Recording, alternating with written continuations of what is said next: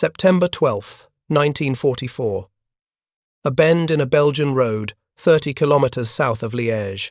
23-year-old Private First Class Rudolph Koller sat rigid in the passenger seat of the lead GMC Jimmy, his hands white-knuckled around an M1 carbine. Through the dust-caked windshield, he watched the convoy commander's jeep disappear around the curve ahead. Behind him, 17 more 2.5-ton trucks loaded with 40,000 gallons of gasoline rumbled forward in 60-yard intervals. The trucks bore red balls painted on their canvas sides. Priority cargo, express delivery. The lifeline General George Patton's Third Army desperately needed to continue its race toward the German border. But in the next 45 seconds, everything Koller had been taught about following orders, about maintaining convoy discipline, about keeping supplies moving no matter the cost, would collide with a decision that appeared, by every standard the United States Army held sacred, completely insane. If you're enjoying this deep dive into the story, hit the subscribe button and let us know in the comments from where in the world you are watching from today. A captain would refuse a direct order. Drivers would demand their commanding officer lead them into fire. And the solution that saved nearly 200 men that afternoon would require abandoning the very route the army had spent weeks securing. This account does not commence with that Belgian roadside ambush. It begins 3 months earlier, with a logistics problem so severe it threatened to end the Allied advance across France before it reached the German homeland. After breaking out from the Normandy hedgerows in late July 1944, American armoured and infantry divisions raced eastward with such velocity they outran their own supply lines. Lieutenant General Omar Bradley's First Army and General Patton's newly activated Third Army advanced at speeds exceeding 70 miles per day. The Germans, whose vaunted Wehrmacht had seemed invincible just weeks earlier, were in full retreat. But victory created an impossible mathematical problem. An American infantry division required 150 tons of supplies daily. An armoured division consumed 350 tons per day. Patton's Third Army alone burned through 800,000 gallons of gasoline every 24 hours. The Allied supply system, designed to support a methodical advance, could not keep pace with blitzkrieg in reverse. The root cause traced back to a decision made months before D-Day. To prevent German reinforcements from reaching the Normandy beaches, Supreme Commander Dwight Eisenhower ordered the systematic destruction of the French railway system. Allied bombers spent weeks obliterating bridges, marshalling yards, locomotives, and track. The plan succeeded brilliantly. German panzer divisions crawled toward Normandy at walking speed, arriving too late and too weak to drive the Allies back into the English Channel. But those same ruined railways could not supply the American armies now racing across France. The deep-water port at Cherbourg remained the only major harbour in Allied hands, and it lay nearly 400 miles behind the advancing front. Antwerp, the critical Belgian port that could solve everything, would not fall to Allied forces until early November. Even then, German forces controlling the Scheldt estuary kept the port unusable until late that month. The American advance ground toward catastrophe. By mid-August 1944, Patton's tanks sat immobile, their fuel tanks dry, while German forces escaped encirclement. First Army divisions rationed ammunition. The momentum that might have ended the war in Europe by Christmas 1944 was bleeding away for want of gasoline and bullets. August 25, 1944. In a frantic 36-hour brainstorming session at First Army headquarters, American logistics officers devised a desperate solution. They would create a dedicated truck route marked with red balls, like the railroad symbols denoting priority express freight. 2 parallel highways between the Normandy coast and the forward supply dumps would be closed to all other traffic. Trucks would run continuously, 24 hours per day, in a massive loop. Northern route outbound with supplies, southern route returning empty. Brigadier General Ewart Planck, commanding the operation, declared his intention with brutal clarity. Let it never be said that lack of supplies stopped Patton when the Germans could not. The United States Army needed drivers, 23,000 of them, infantry units, artillery battalions, anti-aircraft companies, any non-critical personnel who could operate a truck were reassigned. Soldiers who had enlisted to fight found themselves behind the wheel of a 6x6 GMC instead of carrying an M1 Garand. 75% of these drivers were black Americans. This was not coincidental. The United States Army in 1944 remained rigidly segregated. Military doctrine, reflecting the racist assumptions of the time, held that black soldiers lacked the intelligence and courage required for combat. The Army relegated most African American troops to service roles: quartermaster companies, port battalions, mess halls, laundries, motor pools. Lavada Hall, a 24-year-old from Cleveland, Ohio, became first sergeant in the 3715th Quartermaster Truck Company. Before the war, Hall had worked in a steel mill. He had expected to fight. Instead, he found himself commanding drivers who would face different dangers. His grandson, Benjamin Hall, later recounted the reality his grandfather described. Commanding officers sent them into areas suspected to contain enemy soldiers to check and see, because the lives of black soldiers were not considered as important. Rudolph Koller, a 21-year-old from Philadelphia, joined the 3594th Quartermaster Truck Company shortly after D-Day. He had never driven a commercial truck before enlisting. His training consisted of 2 weeks learning to operate a GMC Jimmy, a 2.5-ton 6x6 cargo truck that would become the backbone of the Red Ball Express. The Jimmy measured 20 feet long, could carry 5 tons when overloaded, and achieved a top speed of 45 miles per hour when its governor functioned properly. The trucks themselves became instruments of organized chaos. Official regulations mandated convoys of at least 5 vehicles, escorted by jeeps front and rear, speed limit 25 miles per hour, 60-yard intervals between trucks, 10-minute rest breaks every hour. Reality bore no resemblance to regulations. Drivers learned quickly to remove the engine governors, those mechanical limiters that capped speed at 25 miles per hour. The governors came off in the motor pools. They reappeared for inspections. Between inspections, drivers pushed the Jimmies to 60 miles per hour on straight stretches, the loaded trucks swaying dangerously, ammunition crates or gasoline cans stacked higher than the cab roofs. The official convoy system collapsed within days. Loading a truck at the beach depots took hours. Drivers refused to wait. They departed Cherbourg individually as soon as their cargo was secured, racing toward the forward dumps in a continuous stream of vehicles rather than organized convoys. Military police stationed at every major intersection watched the parade of violations and looked the other way. Getting supplies forward mattered more than regulations. The route itself defied conventional military logistics. 2 highways, marked with red balls painted on signs every few hundred yards. Northern route dedicated to loaded trucks moving east. Southern route for empty trucks returning west. All civilian traffic forbidden. All military traffic, not part of the Red Ball Express, forbidden. The entire system relied on priority enforcement by MPs who turned away colonels in staff cars and French civilians desperately seeking food. Driving the Red Ball demanded endurance beyond normal human capacity. Round trip from Cherbourg to the forward dumps near Chartres measured 540 miles. 54 hours of driving for the 2-man crew. Drivers developed techniques for switching seats while the truck remained in motion. The assistant driver slid beneath the primary driver, taking the wheel and maintaining foot pressure on the accelerator. Done correctly, the truck never slowed. Done incorrectly, the Jimmy veered into the ditch. Night driving presented its own horrors. Regulations prohibited headlights near the combat zone. The Germans had lost air superiority, but isolated Luftwaffe fighter bombers still prowled French skies. A glint of headlight glass could bring death from above. Drivers navigated using cat-eye lights, tiny slits of white light in front, red in rear, designed for vehicle identification rather than illumination. The effect produced hypnotic monotony. Watching those dim lights through darkness for hours induced trance states. Drivers nodded off at the wheel, waking when their trucks drifted off pavement. Former mechanic Fred Rees, who serviced Red Ball trucks, recalled the drivers with mixture of admiration and disbelief. Those guys were crazy, like they were getting paid for every run. They carried ammunition boxes twice as high as the top of the truck, and when they went down the highway they swayed back and forth. They had no fear, But fear should have been constant companion.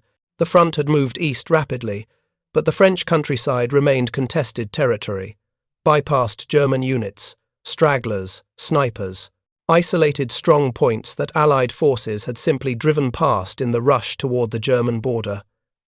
Every shadow beside the road, every flicker of light in a distant farmhouse, could signal danger. The drivers carried M1 carbines or Garand rifles. Some sandbagged the floors of their cabs, hoping the sandbags might absorb mine blasts. Many trucks had angle iron hooks welded to the front bumpers, designed to snag piano wire the Germans reportedly strung across roads at night, neck high to decapitate unwary drivers in open jeeps. Whether the Germans actually employed this tactic, or whether it existed only in nervous imaginations, remained unclear. The hooks stayed on the trucks regardless. German artillery posed documented threat. Forward units still maintained contact with Allied supply lines. An 8.8mm shell could obliterate a gasoline truck instantly. The resulting fireball would be visible for miles, a beacon drawing more fire onto the convoy. Drivers learned to spread out, maintaining those 60-yard intervals not because regulations demanded it, but because clustering invited catastrophe. And then there were the ambushes. By September 1944, as the Red Ball Express extended eastward following the advancing armies, drivers pushed deeper into territory where German forces maintained capability for organized resistance. The northernmost routes ran through Belgium, where Wehrmacht units conducting fighting withdrawals still controlled key positions. Rudolph Koller's convoy received orders on September 11th to deliver gasoline to forward dumps, supporting First Army units approaching the German border near Aachen. 18 trucks, 36 men. 40,000 gallons of 80-octane gasoline in 5-gallon jerrycans stacked in the truck beds. A captain whose name Koller never learned commanded the convoy. The route took them through Belgium, where recent fighting had left the countryside scarred but supposedly secure. Allied intelligence reported the area clear of significant German forces. The main highways had been swept for mines. Military police maintained traffic control. The convoy should have been routine by Red Ball standards. September 12th dawned grey and cold. The convoy departed the staging area before sunrise, running with cat-eye lights through the pre-dawn darkness. As daylight increased, the captain ordered full speed. The trucks opened up, pushing 60 miles per hour on straight sections, slowing only for curves and towns. By mid-morning, they had covered nearly 80 miles without incident. The road bent sharply near a small Belgian village 30 kilometers south of Liège. Koller, riding in the second truck, watched the captain's jeep ahead negotiate the curve and disappear from view. The lead truck, driven by a private from Georgia whose name Koller recalled only as Jenkins, followed the jeep around the bend. What happened next lasted perhaps 5 seconds, but permanently altered how Rudolph Koller understood the nature of leadership, the value of regulations, and the price of following orders without question. The sound reached the rest of the convoy before visual confirmation. A sharp crack, then a second crack. Not small arms fire, something heavier, 88mm. The German anti-tank gun that had terrorized Allied armor since North Africa. The lead truck disintegrated. The gasoline exploded instantly, a rolling orange fireball that climbed 100 feet into cold Belgian sky. Jenkins and his assistant driver died before they could process what had happened. The captain's jeep, already past the kill zone, screeched to halt. The driver threw himself from the vehicle. The captain remained in the passenger seat, frozen. The second truck, Jenkins' friend Davis behind the wheel, had a 3-second warning. Davis saw the flash, felt the concussive wave, understood immediately what awaited around that curve. He tried to stop, tried to reverse. The loaded Jimmy's momentum carried it forward into the bend. The 88 fired again. The second truck erupted into flames identical to the first. Davis and his partner joined Jenkins in death. Koller's truck, third in line, stood 70 yards back from the bend. His driver hit the brakes. The 14 trucks behind them ground to halt in a cloud of dust and burning rubber. For perhaps 10 seconds, silence except for the crackling of gasoline fires and the screaming of one man who had been thrown clear from Davis's truck but was burning. Then the captain's voice, high and cracking with panic, Keep moving. Continue forward. Maintain convoy speed. The drivers stood beside their trucks, staring at the pillar of black smoke rising from the bend. Nobody moved toward their cabs. Nobody reached for the ignition. They had just watched 2 trucks and 4 men vaporized. The math was simple. That bend was a kill zone. The German gun had perfect field of fire. Every truck that rounded that curve would die exactly as Jenkins and Davis had died. The captain, apparently realizing his order had been ignored, climbed from his jeep and walked toward the remaining trucks. His face had gone white. His hands shook visibly. But his voice, when he spoke, carried command authority. That is a direct order. Proceed forward immediately. The supplies must reach the front. Private First Class Koller, still gripping his carbine, voiced what every other driver thought. Sir, we go around that bend, we die. That gun has the road zeroed. This entire convoy burns. The captain's response revealed the fundamental tension between doctrine and survival. The Red Ball Express operates on schedule. Delays are unacceptable. Frontline units are waiting for this fuel. We proceed as ordered. Here the story reaches its crucial junction. By every military standard, by all doctrine governing supply operations, by the explicit orders they had received, the convoy had only one choice: continue forward, deliver the supplies. Accept the casualties as cost of war. The mission superseded individual survival. Koller watched as his driver, a sergeant from Detroit named Williams, stepped forward and addressed the captain directly. His tone remained respectful, but his words represented something close to mutiny. We will proceed, sir. But only if you lead us in your jeep. You go around that bend first. We follow. You show us it is safe. If you find this story engaging, please take a moment to subscribe and enable notifications. It helps us continue producing in-depth content like this. The captain stood silent for perhaps 15 seconds. Around him, 32 surviving drivers waited. The fires still burned. The smell of gasoline and burning flesh hung in the morning air. Every man present understood the calculation the captain faced. If he led them around that bend in his jeep, he died first instead of sending drivers to die while he remained safe. If he refused, he lost all authority over men who had just watched their friends incinerated because orders demanded they drive into perfect ambush. If he called for support, for infantry to clear the Texto's position, hours would pass. The supplies would arrive late. His superiors would want explanations. The captain looked at the smoke, looked at his jeep, looked at the map spread across the hood. When he spoke, his voice had changed. Lower. Steadier. The voice of a man who had made a decision that would either save his career or end it. We are going to find another route. Load up. Follow me. What happened next violated every principle the Red Ball Express had established. The captain led the convoy off the primary highway onto secondary roads not designated for military traffic, through Belgian villages where civilians scattered in panic at the sight of 17 massive American trucks around terrain that had not been swept for mines or cleared for German forces. For 3 hours, the convoy wound through the countryside. Several times they had to backtrack when roads proved too narrow for the wide jimmies. Twice they encountered bridges that would not support the truck's weight and had to find alternatives. The captain, standing in his jeep with map in hand, navigated by compass and intuition rather than established supply routes. Koller, watching from the truck behind the captain's jeep, later told his grandson that those 3 hours felt longer than all his previous combat experience. We had no idea if the next bend would have more Germans, no idea if the roads had mines, no idea if the captain even knew where he was going. We just followed. But they arrived. Late afternoon, September 12th. The convoy rolled into the forward supply dump 40 miles north of the original destination. They had travelled nearly 90 additional miles on unverified roads. They had consumed extra fuel. They arrived 6 hours behind schedule. The dump commander, a major from the Quartermaster Corps, demanded explanation for the delay. When the captain described the situation, the major's response was immediate.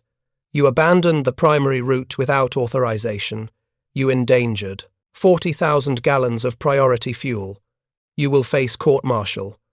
The captain stood at attention in the supply dump commander's tent. Behind him, through the canvas opening, Rudolph Koller and the other drivers waited beside their trucks. They had unloaded the gasoline jerrycans. The fuel was exactly where it needed to be. American tanks would roll forward tomorrow because of those 40,000 gallons. But none of that mattered in this moment. The major's face had turned crimson. You abandoned a secured route. You took military vehicles carrying priority cargo through uncleared territory. You arrived 6 hours late. Do you understand the chaos you have caused? Units were waiting for this fuel. Operations were delayed.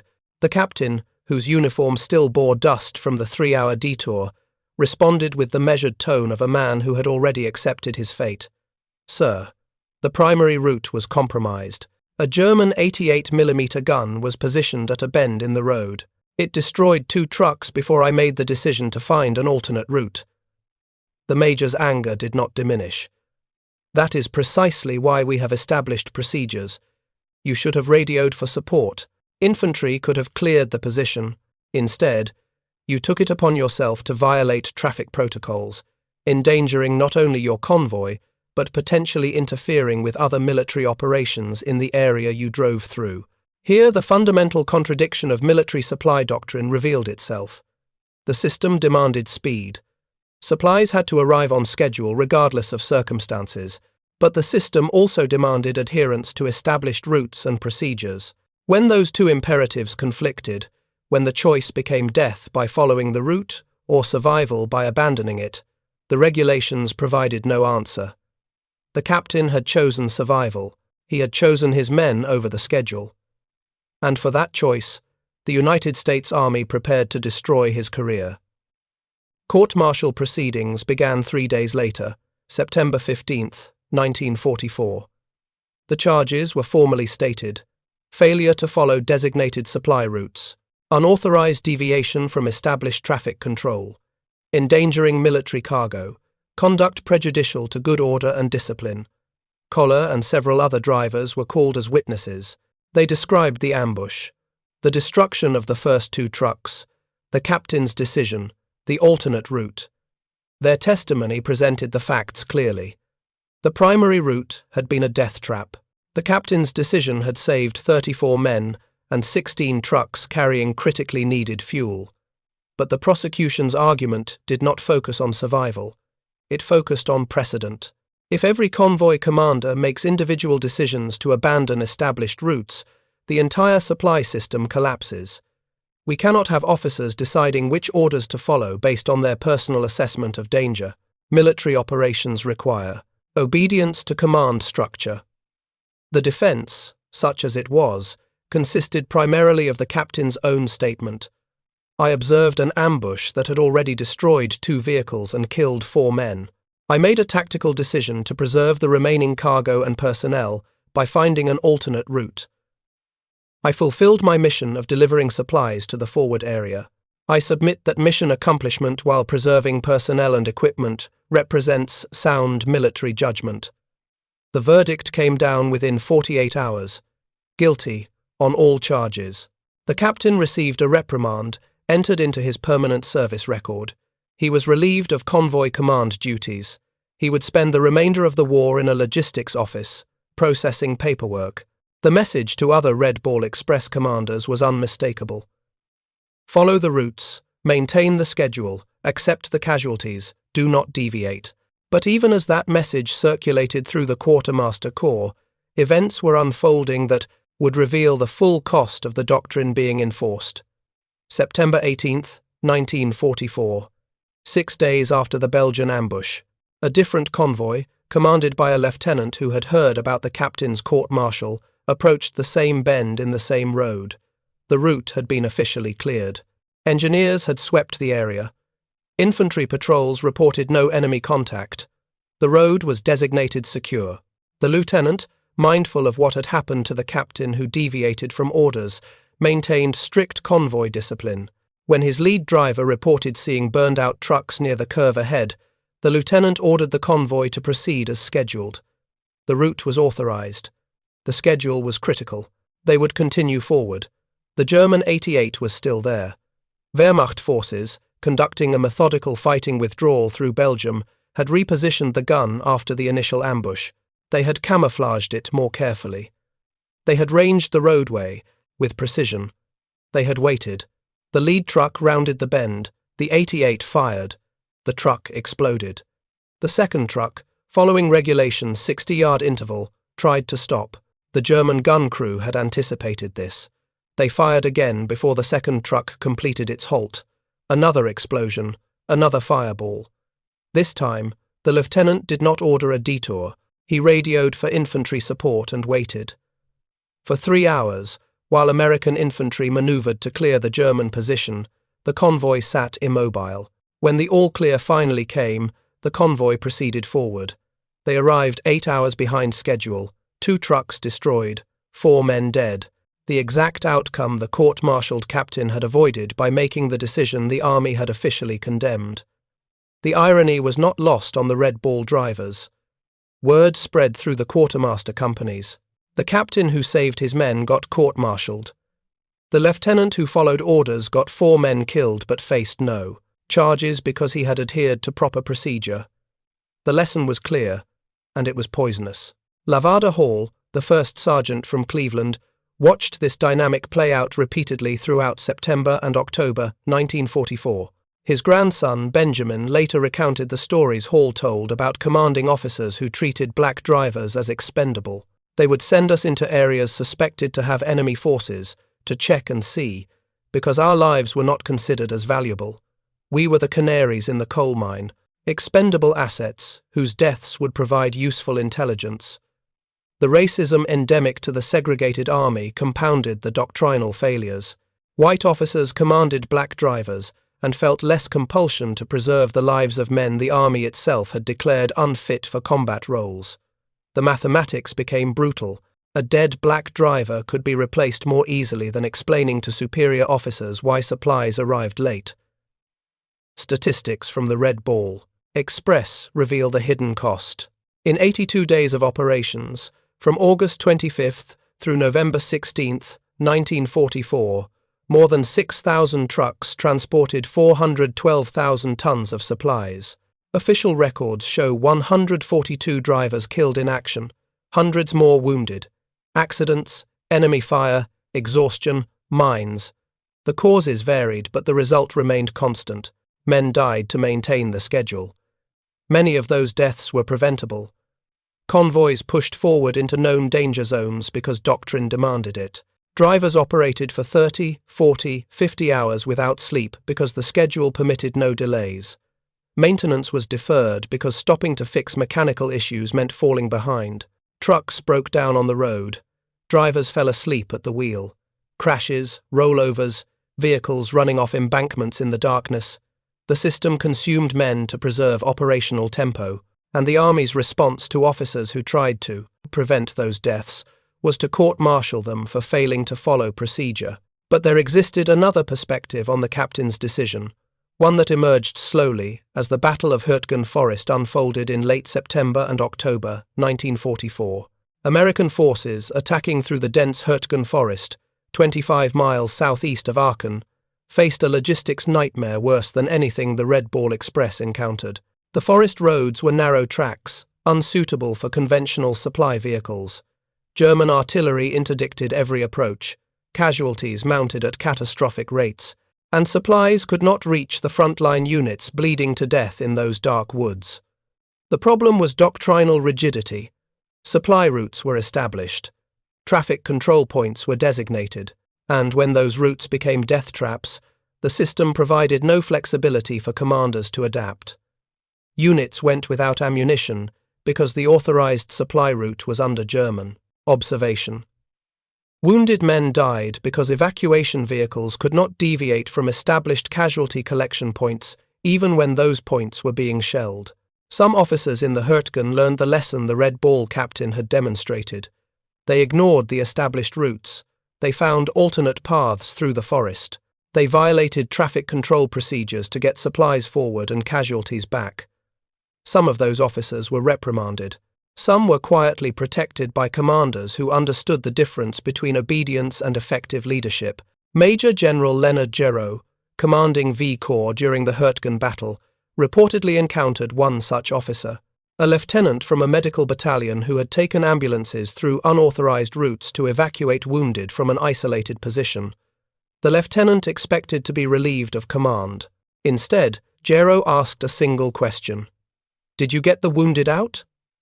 When the lieutenant confirmed that he had, Gero's response was brief. "Then you did your job. Dismissed." This represented the counter-narrative to the captain's court-martial.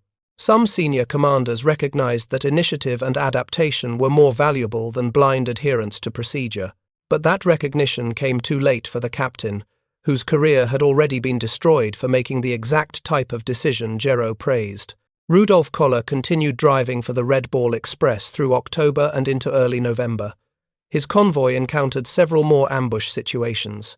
Each time, the memory of September 12th influenced the response. Drivers refused to continue into obvious danger. Officers found alternate routes. The supplies arrived late, but the men survived. Koller was later reassigned to dispatch duties, coordinating truck movements rather than driving them. From that position, he witnessed the larger picture. He saw convoys that followed orders and died. He saw convoys that violated orders and lived. The pattern was consistent. Rigid adherence to doctrine produced casualties. Flexible response preserved personnel. But the Army's official position never changed. The regulations remained. The established routes were maintained. And officers who deviated faced consequences. The system had calcified around a fundamental contradiction. It demanded both speed and obedience, even when those imperatives conflicted fatally. November 16th, 1944. The Red Ball Express officially ceased operations. The port of Antwerp had finally opened to Allied shipping. French railways had been partially restored. The desperate emergency that required non-stop truck convoys racing across France had passed. In 82 days, the Red Ball had delivered 412,000 tons of supplies across 400 miles of contested territory. General Dwight Eisenhower, Supreme Commander of Allied forces in Europe, sent a message to the Red Ball drivers. To it falls the tremendous task of getting vital supplies from ports and depots to combat troops, when and where such supplies are needed, material without which armies might fail. To you drivers and mechanics and your officers, who keep the Red Ball vehicles constantly moving, I wish to express my deep appreciation. You are doing an excellent job. The message made no mention of the casualties, made no reference to the officers court-martialed for preserving their men, acknowledged no contradiction between the demand for speed and the demand for obedience. It was gratitude without understanding, recognition without wisdom. Koller survived the war. He returned to Philadelphia, resumed work in civilian life, married, raised children. He rarely spoke about his Red Ball service. The memories were not heroic in the way civilians expected. They were complex, morally ambiguous, shot through with questions about leadership and sacrifice, and the value of human life measured against operational objectives. But in the 1990s, as his grandson Carl grew old enough to understand, Koller began sharing the stories: the Belgian bend, the captain's decision, the court-martial, the lieutenant who followed orders and got his men killed. Carl Koller later recounted these stories to historians researching the Red Ball Express, ensuring they entered the historical record. The court-martialed captain's name does not appear in official records available to historians. His personnel file remains restricted. Whether he survived the war, whether he ever learned that his decision had been vindicated by events, whether he ever received acknowledgement that he had been punished for sound judgment, all of these remain unknown. But the principle his decision embodied became part of Red Ball folklore. Among the drivers, particularly the black drivers who bore the heaviest burden and faced the greatest disregard for their lives, the story of the captain who chose his men over the schedule became legend. It represented what leadership should be, even when official doctrine condemned it. Lavada Hall, the first sergeant from Cleveland, served through the entire Red Ball operation and continued in military service after the war.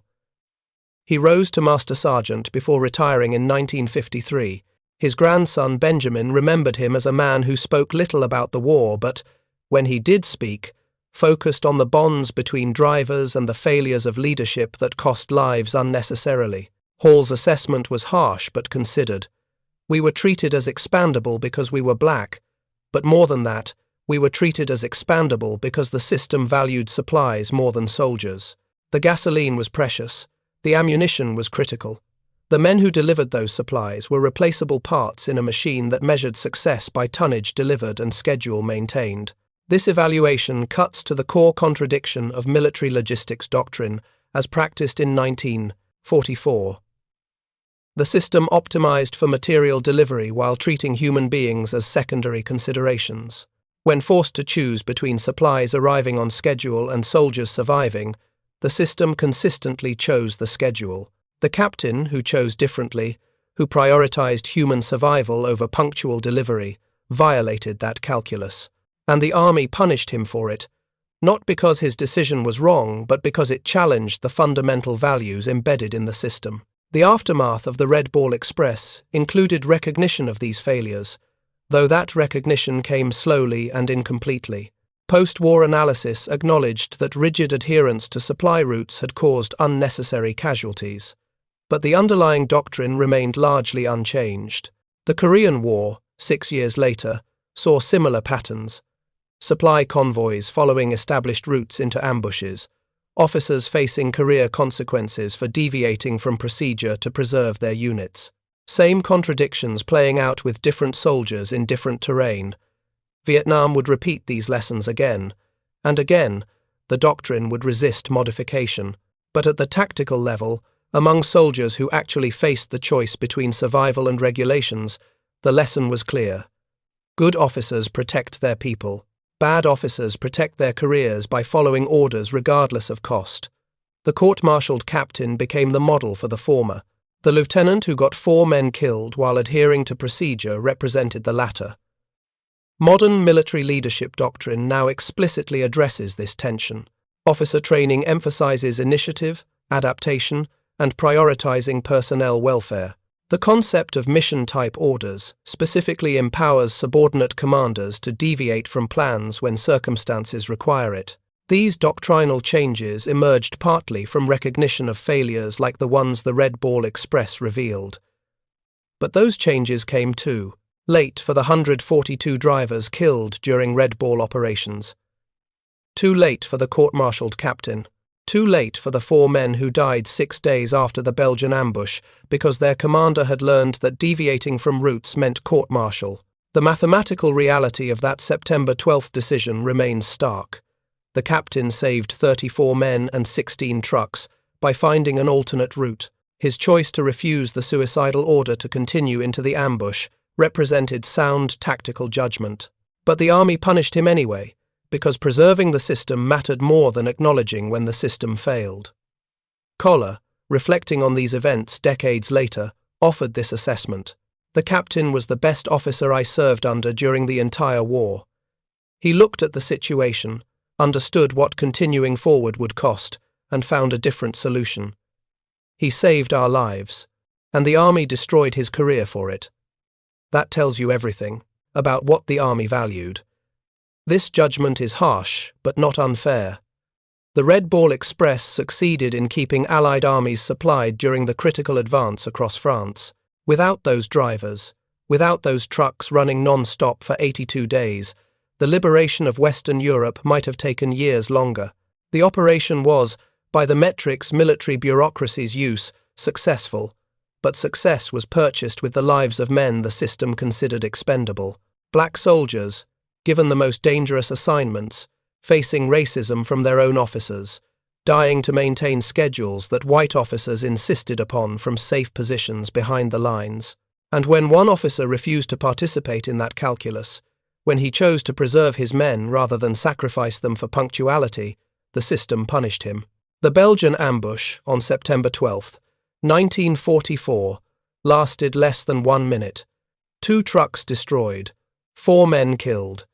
A captain's career-defining decision made in seconds. 34 survivors because that captain chose correctly. And, decades later, one of those survivors ensuring the story entered history, so that future soldiers might learn the lesson the United States Army refused to acknowledge in 1944. Leadership means protecting the people you command, even when doing so violates procedure. Initiative means adapting to circumstances rather than rigidly following plans that circumstances have invalidated. And the value of human life must exceed the value of maintaining schedules, even in war, even when operations demand sacrifice. These principles seem obvious in retrospect. They were not obvious to the United States Army in 1944. The captain who embodied them paid with his career. The drivers who survived because of them carried the memory forward. And historians, piecing together stories from men like Rudolph Koller and Lavada Hall, ensure that the lesson is not lost. The Red Ball Express ended in November 1944. The trucks were reassigned. The drivers moved to other duties. The system continued, modified slightly by experience, but fundamentally unchanged in its priorities. Supplies still mattered more than soldiers. Schedules still outweighed survival. Regulations still punished initiative. But among the men who had driven those trucks, who had faced those ambushes, who had watched friends die for punctuality, a different understanding emerged. They knew what good leadership looked like. They had seen it that September morning on a Belgian road. An officer willing to risk his career to save his men. A decision that chose survival over obedience. A shortcut that appeared stupid by every military standard but proved, in the end, to be the only sane response to an insane situation. Koller's grandson, Karl, when recounting the story to historians researching the Red Ball Express, concluded with this observation. My grandfather told me that story when I was considering military service. He said the most important thing I could learn was this: follow good officers anywhere, refuse to follow bad officers, even to the corner store. And the difference between the two is simple. Good officers protect their people, bad officers protect themselves. That is the legacy of the Belgian ambush, not the tactical details of German gun positions or alternate route selection, not the statistics of supplies delivered or schedules maintained. The legacy is the understanding that leadership requires courage, and the courage to disobey bad orders is sometimes greater than the courage to face enemy fire. Thank you for watching. For more detailed historical breakdowns, check out the other videos on your screen now, and don't forget to subscribe.